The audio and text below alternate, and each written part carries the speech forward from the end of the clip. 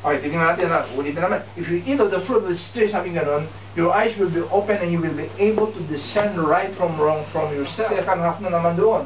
Ito po ang second half. If you eat of the fruit of the tree, sabi ganon, you become gods in your own right. Yan. Ano? And on equal footing with your Creator, able to dictate the terms of your relationship with Him. No? Na kung titignan po natin ito doon sa buhay natin, kung minsan talaga dumarating tayo doon sa edad natin, doon sa antas ng ating pagkatao, na kung minsan pag tinuturuan na tayo ng ama natin, abay, mas marunong ka ba sa akin? Kaya, parang ganun po ang nangyari na sa kanila eh. At ito po ang hindi na ipaliwanag sa kanila. Nakita niyo yung deception? Mamamatay sila, separate sila sa Diyos, pagkatapos, ay they will become gods in their own right. Pagkatapos sabi diyan, and then the eyes of both of them were open and they realized that they were naked. Ayan na. Kita nyo? Dumating na po yung kaalaman ng good and evil. Yung knowledge of good and evil ay dumating na po sa kanilang kaalaman. Kita nyo, sabi niya, just as Satan had promised in his temptation, their eyes were indeed open, knowing good and evil. Alam nyo, nung sila po ay hindi pa nakakain yan, yung pagiging hubad nila ay hindi po evil yun. Nakita po ba ninyo? Pero nung sila po ay nakakain na, sabi ganun, they realized that they were naked. Okay, number 2. And then so they sewed fig leaves together and made coverings for themselves. Okay, sabi nila, this was the first act that stemmed from the newly discovered capacity to discern right from wrong. They sought to cover up what they perceived as wrong. Nalaman na nila eh. Katapos sila na rin ang gumawa ng paraan. Verse 8, then the man and his wife heard the sound of the Lord God. Ayan na. As he's walking in the garden, they hid from the Lord among the trees of the garden. Okay? Nagtago na sila, di ba? Their moral discernment resulted not in them facing up their guilt, but in seeking to hide their guilt. Nakita nyo? Nakita nyo yung pag-uugali natin kung minsan, di ba?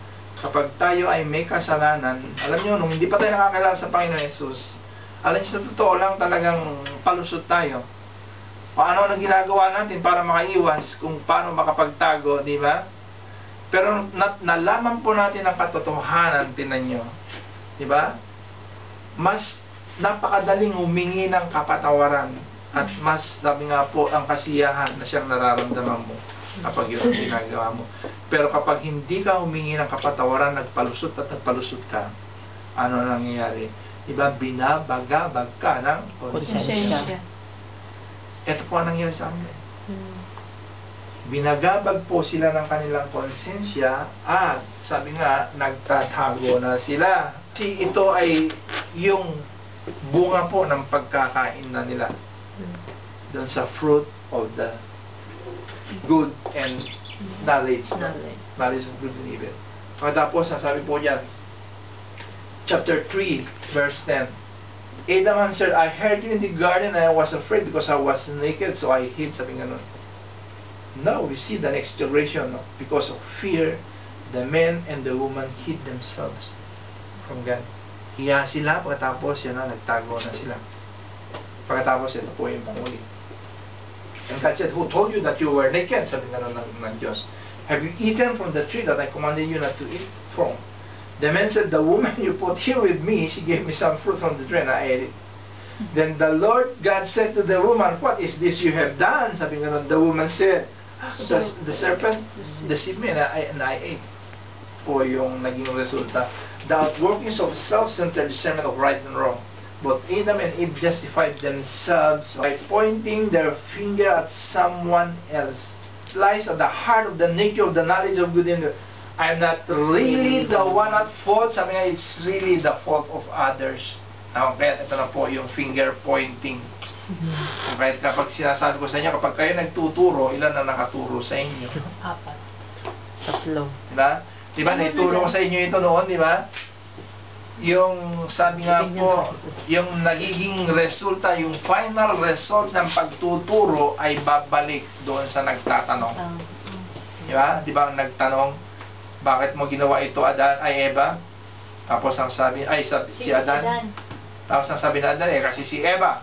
Di ba? Pagkatapos ang sabi ni Eva, kasi yung ahas. Paikot-ikot. Diba? Sino ba ang lumikha kay Adan, ay kay Eva? Diba? Ang Diyos, diba? Sino ba ang lumikha sa ahas? Diba? Parang sinabi ng ahas, kung hindi mo ako nilikha, hindi nilagay dito, hindi sila kasala. Nakita ninyo?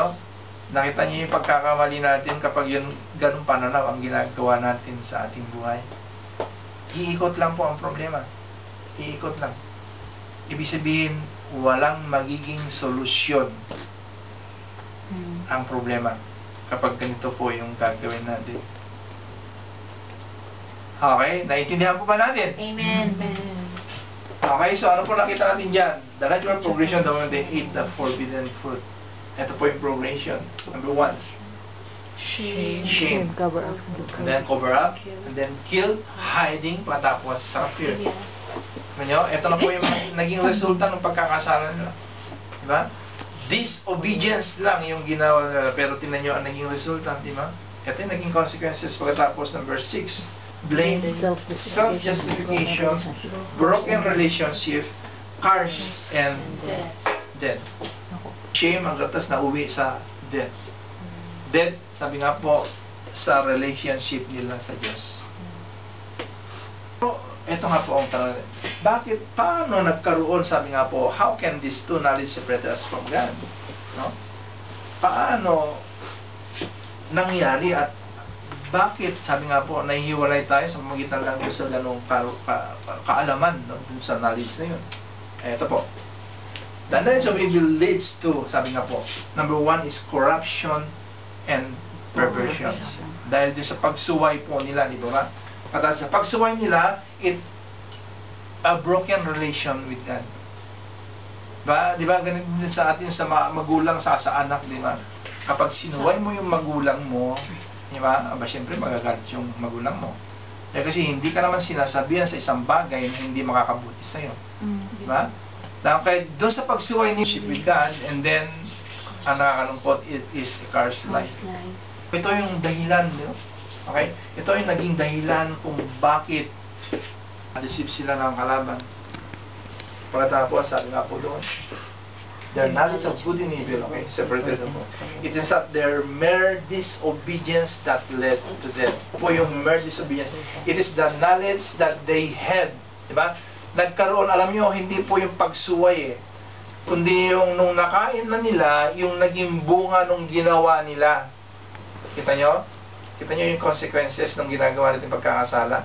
Yung nagiging bunga At ang naging bunga, sabi nga po, nagkaroon sila ng knowledge, no? How could knowing good and evil produce death? Ito na po. Knowing and then obeying it is obviously produces evil things. Nakita nyo? Sa totoo lang, maraming mga masasamang bagay dyan na nakikita natin. At magkakaroon lang tayo ng kamatayan kapag ito ay pinapatulan natin. Naintindihan ba ninyo? Actually, kung minsan, ba't pinapinahintulutan ng Diyos na nagkaroon pa ng ganyan good and evil, knowledge of good and evil? Alam nyo, ito kasi kung minsan hindi sana na-deceive sana ang ama natin kung hindi inilagay yung puno doon, di ba? Di ba may mga question, di ba? Pero alam nyo, ito yung dapat natin makita Kasi, ang gusto kasi ma-develop ng Diyos yung talagang true love, yung perfect love. Kung babalik tayo doon. Alam nyo, if there is no choice, there is no love. Sa totoo lang. Di ba? Pipiliin mo talaga yung para sa iyo di ba? Para sa inyo, di ba?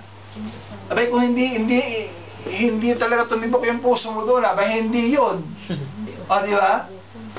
Kahit ang pipiliin mo ay yung, sabi nga po, yung pagtibukan ng puso mo. Na kung kaya, meron kang kalayaan na siyang pumili. Freedom to choose. Kita nyo? Alam nyo, ito po yung tinatawag, ito yung sinasabi nila ng free will. Freedom. God has given us free will. Ano? At ano ang layunin niya doon? Okay, ang layunin po ng Diyos doon ay upang hindi ka magkasala. Binigyan ng free will ay upang sabi nga talagang masabi niya na talagang siya ang mahal mo. Kita niyo yung choice na yun na binigay ng Diyos sa atin? Kaya niya pinayagan yung pagtukso ay para lang sabi nga po makita kung talagang siya ba talaga ang sinisinta mo. So sabi niya, knowing and then obeying it obviously produces evil things. Okay, ito naman. How can knowing good kill? When Adam ate of the tree of the knowledge of good and evil, they step away from God independence. It become impossible for them to totally rely on God. They now focus on themselves. Sa paanong paraan po, ang sabi po dyan, the knowledge of good leads to self-righteousness. Dito po bumagsak yung kalaban, si Satanas. Self-righteousness, di ba? I will ascend, ang sabi niya, I will. Ang tao po naging ganito na. Kita nyo, nung sila'y kumain na, di ba? Nakita na nila yung sarili nila. Gumawa na sila ng remedyo, nagtago na sila. Kita nyo? Okay, ito na yung resulta eh. Good and evil, sabi nga po, kung hindi mo madidiscern yung dalawang yan, ay talagang ibabagsakan niya. So, nagkaroon sila ng self-righteousness, self-justification. Kita mo? Yung self-justification nila, nagturuan na sila. Di ba? Tapos, and then yung pride. Ayaw nilang humingi ng tawad. No, kaya sabi nila, siya kasi siya. Naging walang solusyon yung problema, di ba? And then, yun na nga, nung sila hindi humingi ng tawad, yun na, broken relation with each other. Lang kay Diyos, hindi lang, kundi pati rin kay Adan sa si Eva. Dahil nagturuan na sila. Atin yung, sabi nga po, ano yung, patapos ito po yung the knowledge of right and wrong. The heart of the knowledge of good and evil lies at the simple statement. Ito po yung pinaka-sentro doon. I am right and you're wrong. James chapter 3 verse 13. Who is wise and understanding among you? Let them show it by their good life, by deeds done in the humility that comes from within. But if you harbor bitter envy and selfish ambition in your hearts, do not boast about it or deny the truth. Such wisdom does not come down from heaven, but is earthly, unspiritual, demonic, no?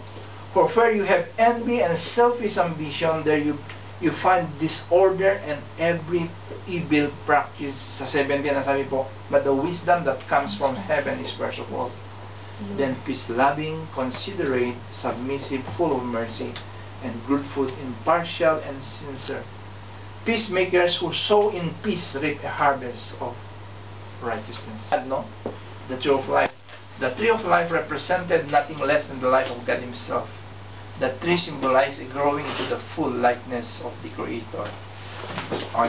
Ang sabi po dyan, the tree of life represented their path of growth into the full glory of God's image. No? By eating the fruit of that tree, they would have been transformed from glory to glory. The tree of life offered Adam and Eve the highest expression of life. Eating of that fruit would have progressively imparted the fullness of God's nature. Okay, ito po ang dapat niyong tingnan dyan. Sa totoo lang po, yung pong tree of knowledge of good and evil, ipapakain naman sa kanila yun eh. Katulad po sa ating ngayon, tingnan nyo, nung tayo po ay namihasa na doon sa lumang pagkatao natin, kita nyo, tingnan nyo, yung buhay natin, di ba, punong-puno na kung ano-ano mga kanik-nikan. Diba? Eto ngayon, tingnan nyo, nung nakakilala po tayo sa katotohanan, di ba sabi natin, ba't hindi pa ito ang unang nakilala ko? Hindi ba yung tinatanong yun? Hindi ba tinatanong yun? Kung ito sana ang nakilala ko yung katotohanan nung una, abay, hindi na ako doon sa buhay na sa huli ay nagsisisi. Diba? Patas hindi na sana naging ganitong takbo yung buhay ko na kahirapan, hirap lahat. Pati mga desisyon ko, hirap, palpak. Hindi po ba? Nakita ba ninyo? Nung tayo po ay nagbasa na ng katotohanan, pinuno natin ng katotohanan yung buhay natin, nakita natin na medyo, iba na yung kapayapaan na nararamdaman ko. Di ba? Iba na yung pagpapala na siyang dumarating sa akin. Iba na yung protection, di ba?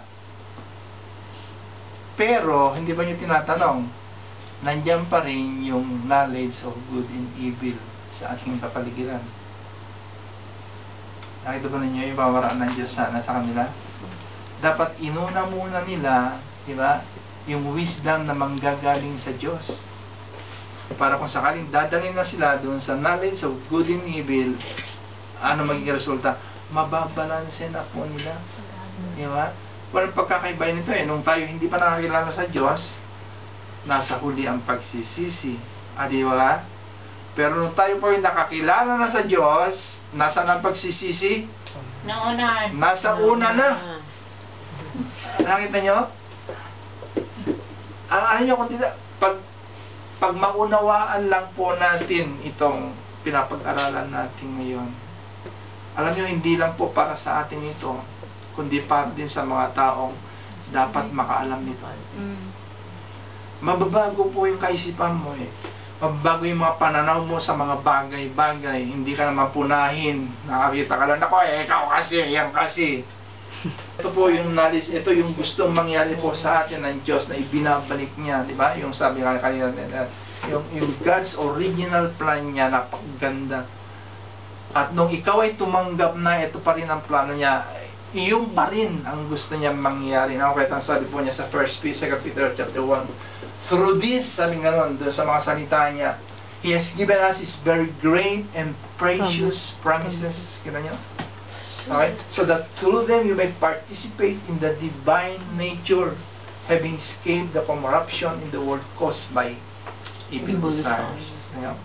Makaka-escape lang po natin, makaka-escape lang po tayo dito sa mga evil na mga pangyayari, mga desire na siyang sabi nga nasa atin, kung alam natin ang katotohanan. Nakita niyo kung bakit napakahalaga po ang pagbabasa natin sa Biblia. Is the Lord Jesus Christ, sabi nga po, siya po ang tree of life. Siya ang tree of life. We can deeply, fully understand the conflict of example po na makikita natin, dito po natin makikita yung mga sabi nga mga katotohanan na dapat natin malaman at dapat na maiwasan. Po yung mga examples na yun. Okay, ito po yung knowledge of good and evil. Number 1 is the law, no? Matapos mga Pharisees, matapos yung Saul. Alam po ba niyo si Saul? Saul. Okay, si Saul. Ito po yung lumang Pablo. Matapos flesh, alam mo, sino po si flesh? Ano ba yung flesh? Si Badong. Si Badong, di ba? Matapos logos, ayan. Ano po ang logos sa palagay ninyo? Okay. Ang logos po ay yung mga nakatitik po dito sa Biblia. Ito po yung logos. Logos po yan. Ang tree of life, okay? Doon sa opposite niya. Ang law at ang tree of life niya, it's grace. Di ba? Okay, so ang law nung lumang, di ba, tipan, patapos ngayon na it's grace period. Okay? So ang Pharisees, di ba? At anong opposite niyan? It's Jesus Christ. Bakit po? Sapagkat ang mga Pharisee noon ay talagang nakasalalay sila sa batas. Nakabatay ba? Pero ang Diyos ay hindi, sa Espiritu siya, sabi nga po, nagmamanifest. Okay? And then si Saul, saka si Paul, and then flesh, saka sa Spirit, di ba? Si Badong, saka yung born again na pagkataon natin. Patapos yung Logos, saka yung Rema. Okay? Ano pagkakaiba ng Logos sa Rema? Okay? Ang law and grace, sabi nga, law cannot save anyone. Sa totoo lang, di ba? Na kahit sabi na natin, hindi tayo nakasalalay sa batas. Okay? Nakasalalay tayo doon sa tinanggap natin yung Espiritu na sa atin. So it cannot save us. Diba? But no matter how hard we try to obey it, the power of sin is right there at the door. Diba? Na-experience natin yun, di ba? At sabi nga rin, nakapaskal doon, huwag kang umihi rito. Doon pa siya umihi. Diba? Huwag kang tumawid.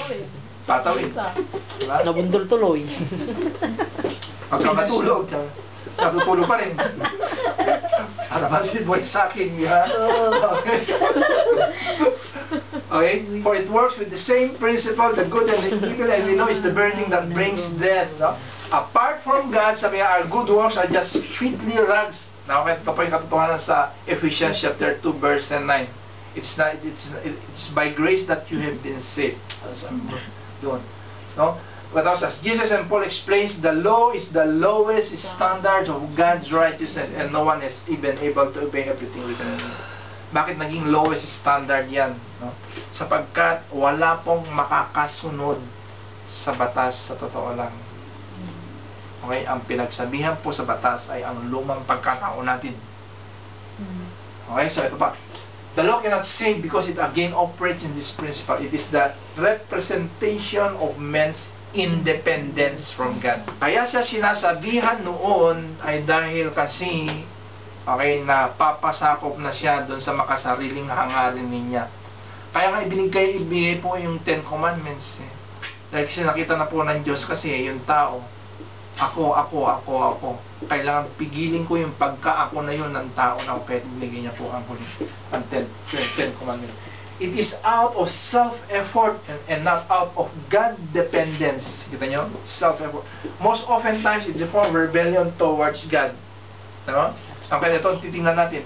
Kapag tayo po ay independent, kapag lagi po natin sinasabi, ako, alam nyo, hindi lang yung independent, pagiging independent, kundi rebellious pa ang tawag sa'yo. Rebellious, nagre-rebelde ka, dahil kasi sabi nga po, wala kang magagawa kung wala siya sa buhay. The law cannot restore the virtue of God dependence because it's basically centered on sense.